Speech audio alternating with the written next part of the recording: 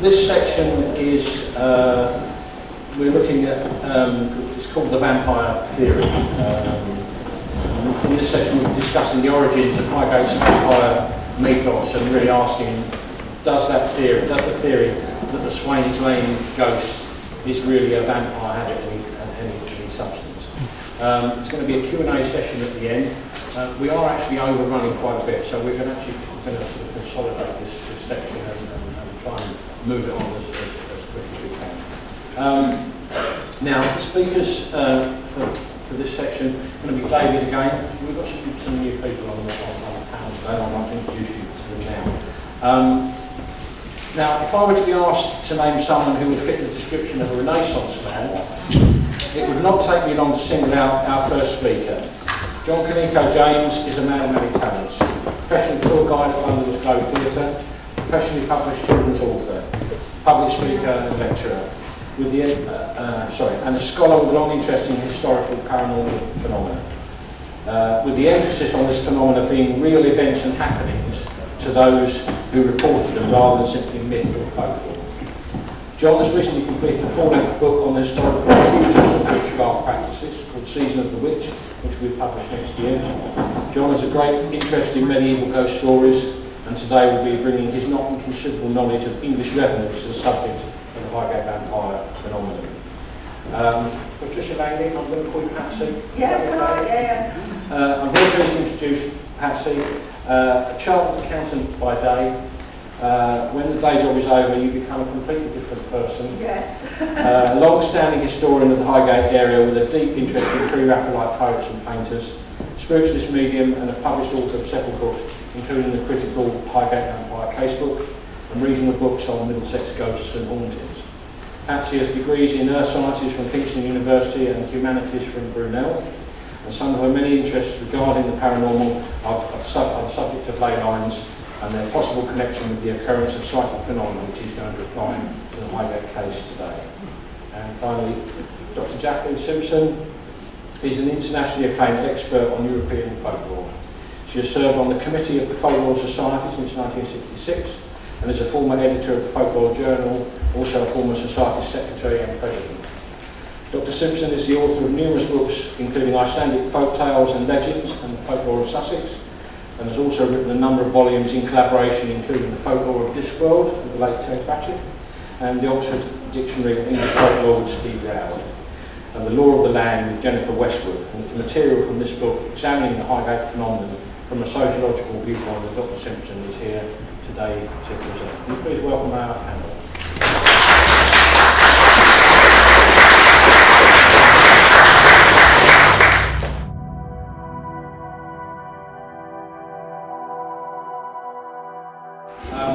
Now, I'm actually going to take part in this and do a little bit of talking as well, unfortunately. And I'm going to kick this section off with really to establish that the idea that the primary vampire narrative in connection with the Highgate case originates from the writings of Sean Manchester, and that his first claim to this nature can be dated to 1970. Now, some of you may be wondering why Mr. Manchester is not here today to discuss and defend what he described in his book. So I've been asked by the symposium organisers to point out that post his appearance in an episode of the Canadian television series The Conspiracy Show, which was broadcast on April Fool's Day 2011, Mr. Manchester declared that he would no longer be willing to contribute any further media interviews about the Highgate Vampire case, and that he feels that everything there is to say about the case has been said. He also maintains a policy of refusing to contribute to any projects which involve David Farrant, thus negating the possibility of involving him in this. Okay. Now, I'm going to talk a little bit about, I've entitled this short talk that I'm going to talk about, I've called it In Bed with the Vampires, for reasons which will become apparent very soon. So if we wind back the clock 40 years or so, we would find that the world of paranormal investigation is very different from that which we encounter today. In the early 1970s, a handful of people were involved with presenting the subject of psychic research and ghost hunting to the public at large. One of those was the writer and broadcaster Peter Underwood, author of over 50 books, who died in November last year at the age of 91. Long-standing member of the Society for Psychic Research and president of the Ghost Club for over 30 years, Peter Underwood is well known for his interest in high-profile cases such as the famous Morley Rectory and the haunting of Langdon Church in Essex. Other sites which became particular touchstones for him over the years include the Grenadier Pub near Hyde Park Corner, the Queen's House at Greenwich and the Hampton Court Palace. As well as spontaneous cases and hauntings, he also plays an important part in the public presentation of what particular aspects of the Highgate vampire phenomenon. And this is what I'm briefly going to cover here. Peter's involvement in the Highgate case. Now, Peter Underwood was most at home in the haunted landscape of England. He had a great knowledge of haunted houses and stately homes and visited many of them over the years, both privately and on outings with Ghost Club members. Another favourite place was London, with its history and its ghost stories and haunted places. It was a city that Peter Underwood knew, where he worked and he loved all of his life. Now, in January 1964, he gave an illustrated lecture entitled Haunted London at the College of Psychic Science, the headquarters of the old London Spiritualist Alliance in Queensbury Place, where years before Harry Price had carried out seance experiments with mediums such as Rudy Schneider and Helen Duncan. The college had an amicable relationship with Underwood's Ghost Club, publishing accounts of the club's meetings and activities, and a lengthy article based on his talk appeared towards the end of the same year in the college's long-running journal called Light. It was a whistle-stop tour of the capital's most famous haunted sites, including the Tower of London, Berkeley Square, Theatre Royal Drury Lane and St Paul's Cathedral's Kitchener Chapel. But here, given its prominence in some of the author's later writings, Highgate Cemetery is almost conspicuous by its absence at this time. But subsequent events, including the sensationalist media attention already described by Revenants earlier on, would ensure that this was to change. Now, by the early 1970s, several years on from his College of Psychic Studies lecture, Peter Underwood found himself in an entirely different situation from the one he pursued throughout the 1960s. He had left the publishing firm of Dents, where he had worked for over 25 years, and was now carving out a career as a full-time writer and broadcaster, focusing specifically, but not exclusively, on ghosts, hauntings and the occult. Early books included biographies of Boris Karloff and Danny LaRue. A long friendship with Ghost Club Vice President Paul Tarbury, himself a prolific and successful novelist and scriptwriter, and importantly commissioning editor for the Souvenir Press's Frontiers of the Unknown series, had enabled his debut title, A Gazetteer of British Ghosts, which had languished in manuscript for years, to be dusted off and successfully issued in 1971. Harrop had released Into the Occult in 1972, and The Ghosts of Borley, a Tarbury collaboration that had stalled for various reasons in the mid-1950s, and also finally saw the light of day through David and Charles the following year. And 1973 also saw the publication of two more titles, like Shelley Pease for him this time.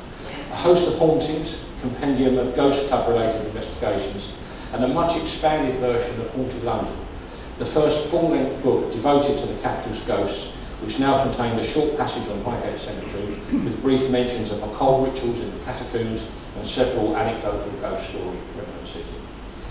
But 1974, though, was the year that vampires and vampirism were to enter Underwood's career in more than just a superficial way.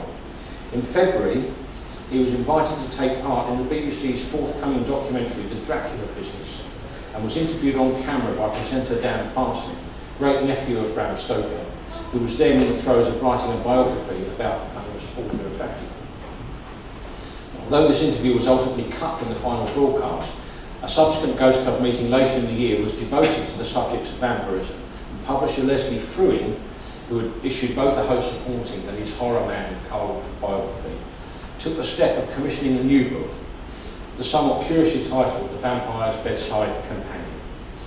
Fruin was a publisher with an eye for catchy titles which reflected the somewhat sensationalist material they were inclined to release. Lurid true crime cases were a favourite, while Underwood's own Host of Hauntings was subtitled A Shuddersome Book of Ghosts and Ghostly Adventures. I knew Peter personally for several years. I'm currently in the process of cataloguing a not insubstantial archive of papers and material connected with his paranormal work, which was passed on to me before his death. Looking through the surviving correspondence from this period as I now have, it is clear that this project is his new project was a difficult one. Underwood's brief was to supervise the presentation of vampirism in both fact and fiction, acting as commissioning editor for several new vampire stories, as well as compiling accounts of alleged real-life cases of vampire-like activity. Now, some aspects were already served by highly suitable personal experiences. Several years before, Underwood had corresponded with and had eventually met Montague Summers, the eccentric self-styled priest whose published works included volumes on vampires, witches and werewolves. Summers had presented Underwood with a curious talisman during a meeting in Richmond, which he claimed had been used to combat a vampire outbreak in Hungary many years before, and a brief account of the relic found its way into the bedside companion book. Now, where the fictional side of the book was concerned, 4 new tales were ultimately written, and Underwood was served well by an old boy network of friends and acquaintances. He himself contributed one story under the pseudonym of Peter Allen, a nom de plume which had been used on a number of short essays and stories in his youth. His son-in-law, Crispin Darby, wrote another. Richard Howard, former Ghost Club secretary, also obliged, as did author James Turner, an old friend of several years' standing who lived in the old rectory cottage at Borley in the late 1940s. In a similar vein, associates such as Dan Farson, Paul Tarbury and Robert Aikman were also approached for material for the non-fictional side of the new bedside companion. But here the ride was not so smooth or as straightforward.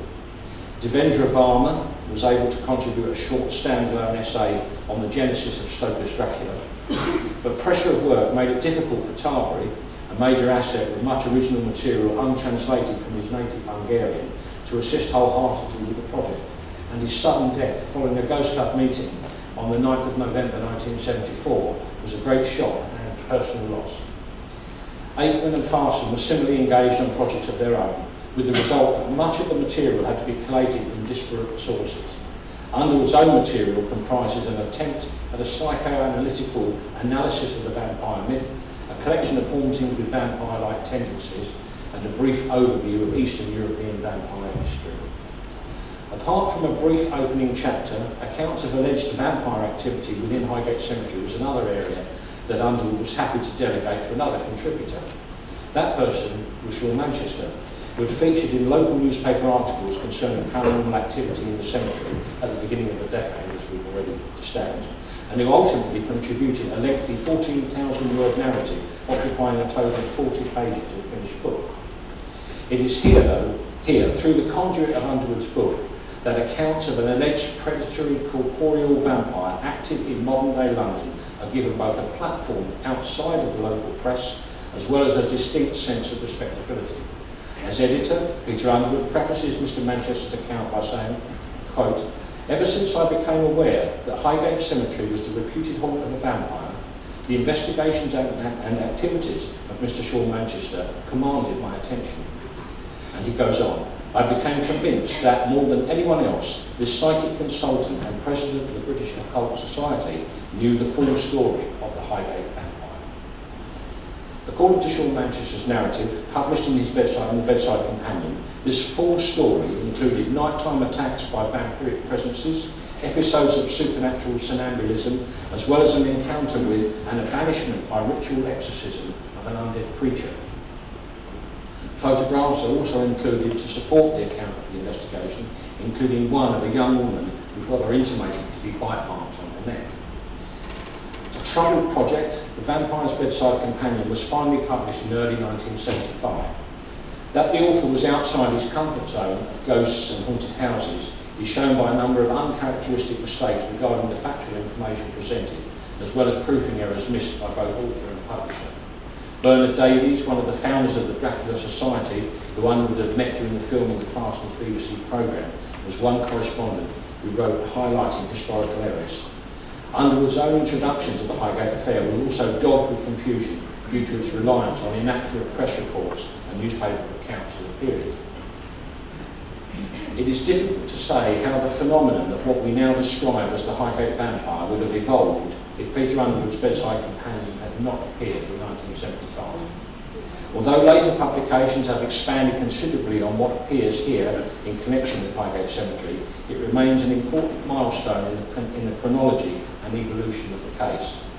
What is critical and significant is that the division between the fiction and non-fiction articles fell after the inclusion of Mr. Manchester's narrative and not before it, the vampire fiction being placed at the end of the book.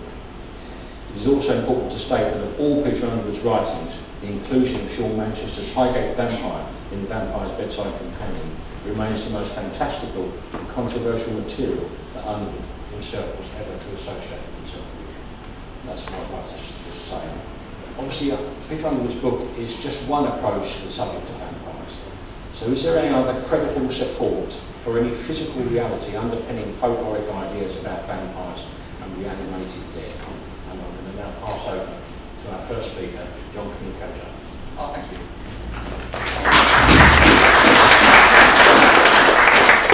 I just want to point out, I didn't write the intro that Paul gave me.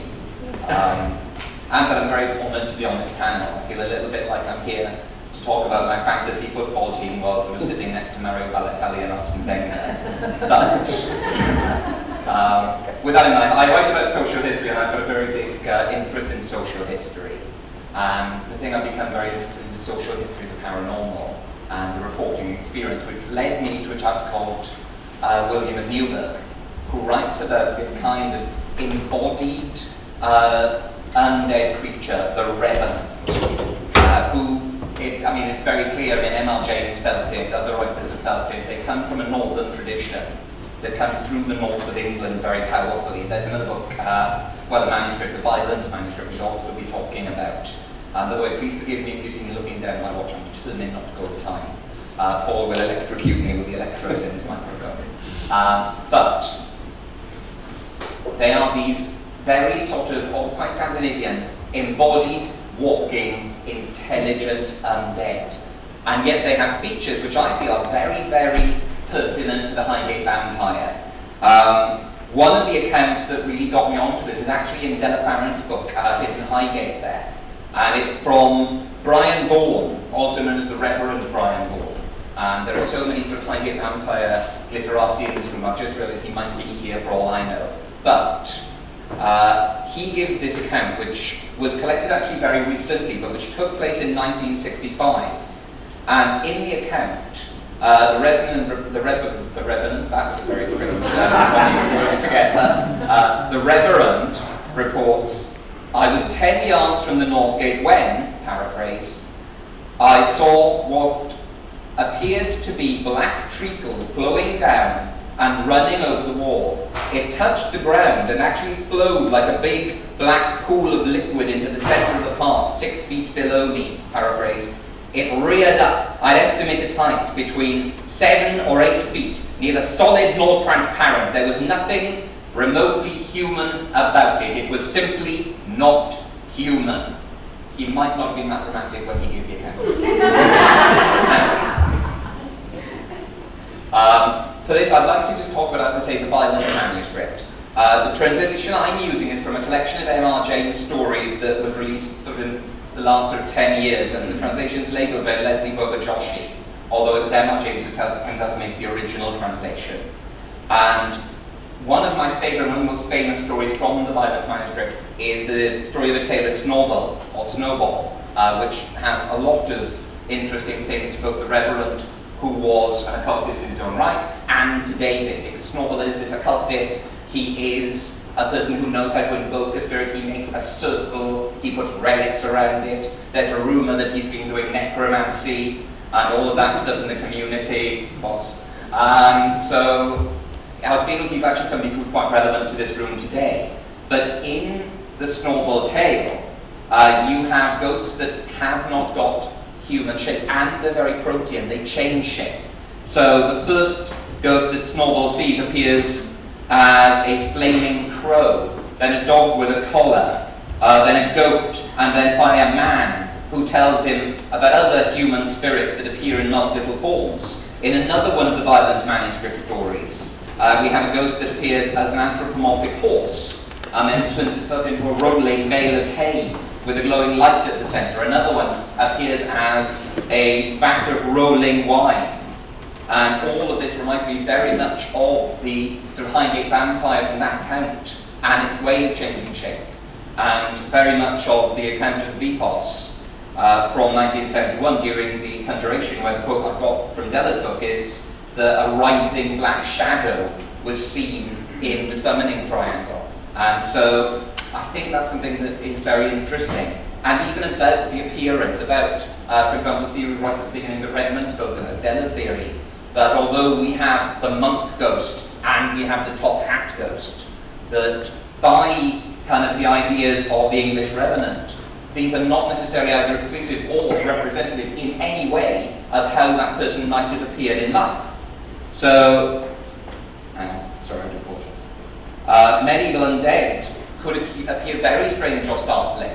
I had a lot of fun about a year or two ago writing an article, Arthur, King of the New Zealand Dwarves, which is the idea that as a dead man, King Arthur meets these Antipodean sort of dead spirits who exist as dwarves in mountains. And in the British folklore of King Hurla, that's something that happens as well. Hurla goes into a mountain with a dwarf who's believed to represent one of the undead. Well, not undead, one of the dead. And Giraldus Cambrensis writes something very similar taking place in my native Swansea. I didn't go looking. Now, I mean, even Odoric Vitalis in a story called Heliquid's Hunt, where a monk who is walking back from seeing a parishioner at night, he sees this huge parade of the dead in all kinds of forms. Even he, for a second, I believe, I'm not remembering wrong, that he mentions these pot-bellied dwarves and pygmies of all kinds. Now, this can show us that the Revenant, the medieval undead, don't have to appear as the way they did in life. Also, the facelessness. There's one account from the youth hostel in Highgate that happened to a chap named Smith or Smythe, I'm not sure how to pronounce it, from 1968 to 1970, which describes an entity with an orange glowing face that is essentially though featureless. And again, that reminds me very much of the Violence manuscript, where we have a faceless revenant who's being punished for murdering a pregnant woman, appearing in the shape of a bullock without mouth, eyes or ears. No matter how he is sworn to confession, he will not be able to speak. Even when revenants do appear as humans, they don't necessarily appear as the human they were in life. In the Violence manuscript, you have one revenant appearing in the form of a hunter. It's strongly implied, at least in the two versions I've read, that he doesn't look the way he did in life. He looks like a hunter, but not necessarily himself. And in Odoric Vitalis, his account of Heliquid's Hunt, again, he meets his own brother, and he does not recognize his brother until the man introduces himself. Now, the figure is supposed to be in armor, but again, this is his brother's armor. You'd think that he would know the person, unless there was some deliberate transmogrification, some kind of reskinning of the person in order to make them less recognizable. And even in other Revenant stories, we see Revenants who appear in forms that kind of represent them in life, and they represent who that person was in life and their station. So we have the Lanercost chronicle, no, not the right one, a Cistercian tale collected by Jean-Claude Smith, talks about knights appearing in full armour to their mistresses after death. Now, presumably, unless they died in war, they died somewhere other than in full armour, and even then, the accounts describe people with their hunting hawk and their full regalia, very ceremonial things. Even if you're killed in armour of war, I doubt you have your falcon with you. I mean, that's like me taking my PlayStation with that. It's not going to happen. And as to the physicality of these things, now, the physicality of the medieval undead is, again, very routine. So you have the account of, again, the Lanercost Chronicles. No, it's not. It's one split second. Anyway, it's the Abbot of Burton, Geoffrey of Burton, and he describes two peasants who stole from the monastery of St. Rowena, and they appear after death in their full physical form, and they're carrying sticks and their own coffins on their shoulders, and they're running around the community, battering on the walls of people's houses and attacking them and beating them up with sticks, you know. You have Walter Mapp, who describes a certain evil Welshman who appears somewhere in Hereford. Evil Welshman is again very physically violent and attacking people within the community. And it's actually one of the most kind of standard vampire decks in all of Revenants. Not that I think that's particularly relevant, because I believe he does eventually get trapped back in his grave and his head is locked off by some heroic knight. But the physicality of the Revenants does appear very much in accounts of the Highgate Vampire. The one that strikes me the most is the poor girl, the poor nurse that David talked about, who was walking to Wishington Hospital in 1971. It precludes the idea of the Highgate Vampire walking through fences, but it doesn't. I mean, in these accounts, especially the clerical accounts, collected sort of to prove saint lives and miracles, although the dead do show signs of physicality, they show that they are the dead by vanishing. That is one of the ways they show, I am undead, I'm not a guy you met on the street, I am not a dream, you are seeing me, I'm going to vanish. And you get that in the hagiographies and the saints' lives a lot. Even the sort of nature of this Highgate Vampire, there's a great, and yet again I'm really mining the Violence manuscript today, I'm afraid, account, again from the Violence manuscript, of the flesh of the dead as not being entirely substantial and solid. And there's another line. A certain woman caught a kind of ghost and carried it on her back into the very house in the presence of a group of people, one of whom recounted that he saw the woman's hands plunge deep into the flesh of the thing, as if its flesh were rotten and not solid, but like a phantasm. Now, I don't want to make any definitive comments, I don't think that's possible, but I think that's a very big tie between the Highgate Vampire and Revenants, and I think it's possibly one of the things that's made it a very interesting thing to people to this day. It's not a standard Victorian ghost story that we can forget.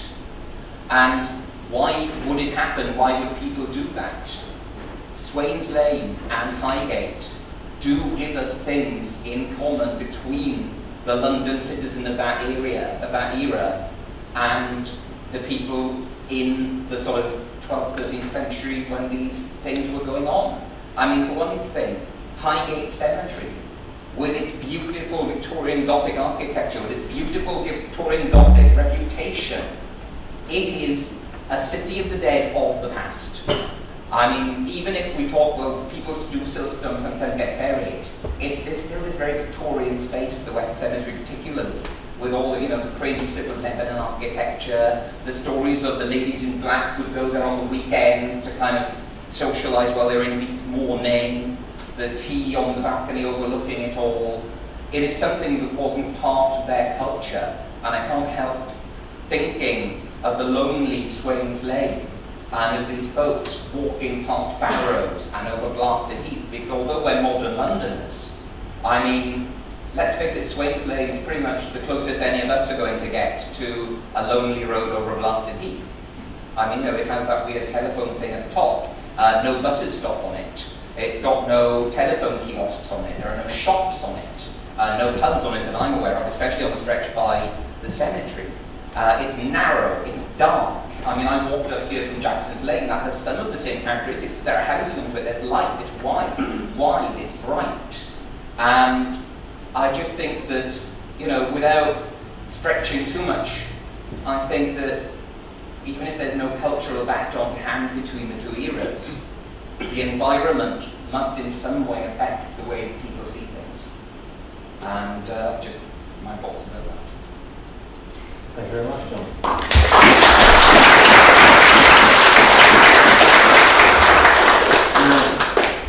I'm going to bring this slightly back to David now, and sort of bring in a little bit of what we talked about earlier with the pre-trial report. David, you knew Mr. Manchester at that time, during the time this was all going on. The photographs in the book of the with the girl with the bite marks. And you did some investigation. I believe it went up there before. No, it was up there before. I can see it. There it is. Yeah. You got some. You had some research